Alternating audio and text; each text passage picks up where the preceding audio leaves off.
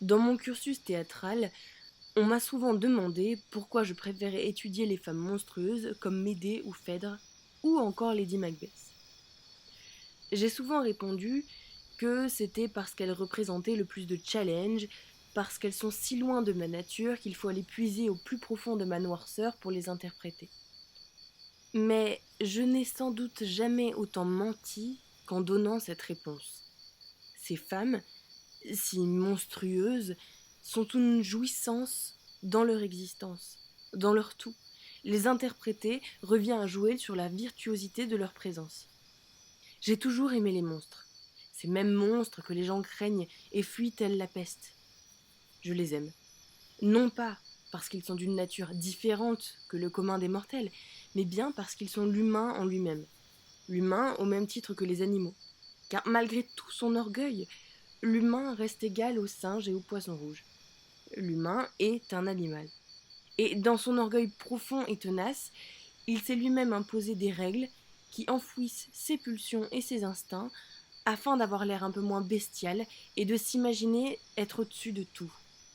Ces femmes monstrueuses que j'étudie sont bien souvent la représentation même de ces instincts qui sont si durs à refouler. Médée, par exemple, dans toute sa colère face à la trahison de son mari, redevient le monstre qu'elle a été jadis et commet meurtre et carnage. Si Nérine, sa confidente, tente un moment de lui faire entendre raison, la colère de la femme meurtrie est telle qu'elle est impossible à apaiser en dehors de la mort.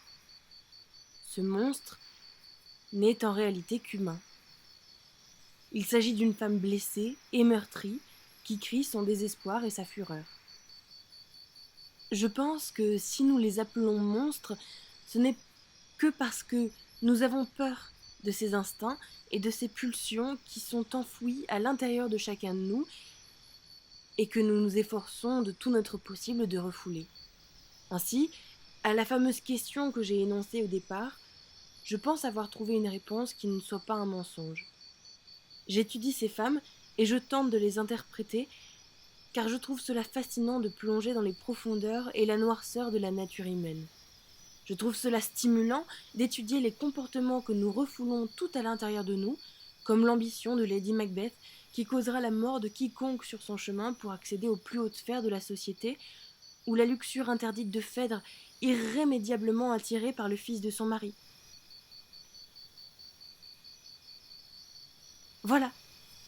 Ceci était un tout nouveau format sur la chaîne Nana pour bien commencer l'année 2020.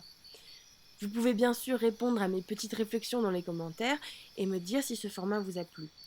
Je me doute bien que tout le monde ne sera pas d'accord avec ma façon de voir certaines choses et je serai ravie d'entendre également les retours de ceux qui sont en désaccord. Bisous à vous.